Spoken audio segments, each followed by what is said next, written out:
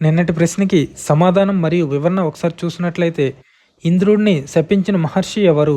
Option A Vyasa Maharshi, option B కిందముడు, option C Durvasa Maharshi, option D Mandavya Maharshi. Correct answer is option C Durvasa Maharshi. ఇక్కడ ఒకసారి options చూస్తే option A Vyasa మహర్షి. ఈ మహాభారతాన్ని సంస్కృతంలో రచించింది ఈ వ్యాస మహర్షినే. ఇక ఆప్షన్ బి కిందముడు. ఈ కిందముడు అనే మహర్షి జింక రూపంలో మారి తన భార్యతో క్రీడిస్తున్న సమయంలో పాండురాజు బాణం వేయడంతో ఆ బాణం తగిలి మరణిస్తాడు. ఆ సందర్భంలో ఈ కిందముడు పాండురాజుని శపిస్తాడు. ఆప్షన్ సి దుర్వాస మహర్షి.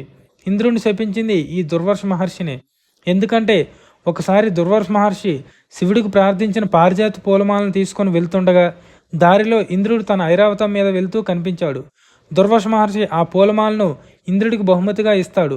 ఇంద్రుడి గర్వంతో ఆ పూలదండను తన ఐరావతం మీద వేస్తాడు.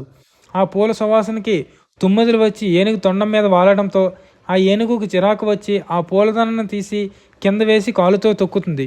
ఇది చూసిన దుర్వాస మహర్షి కోపంతో రగిలిపోయి ఇంద్రుడి ఐశ్వర్యం మరియు సంపద నశించిపోవాలని శపిస్తాడు.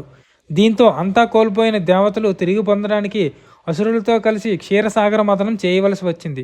దాని ఫలితంగా అమృతం మరియు లక్ష్మీదేవి ఉద్భవించారు. Option D Mandavya Maharshi. యమధర్మరాజుని శూద్రకులంలో జన్మించమని శపించింది ఈ మాండవ్య మహర్షినే. క్వశ్చన్ ఆఫ్ ద డే: ఏ అస్త్రం కోసం కర్ణుడు పరశురాముడి దగ్గర శిష్యరికం చేశాడు? ఆప్షన్ ఏ బ్రహ్మశిరాస్త్రం, ఆప్షన్ బి బ్రహ్మాస్త్రం, ఆప్షన్ సి పాశుపతాస్త్రం, ఆప్షన్ డి ఆగ్నేయాస్త్రం. మీకు ఆన్సర్ తెలిసినట్లయితే కింద కామెంట్ చేయండి. Thank you for watching.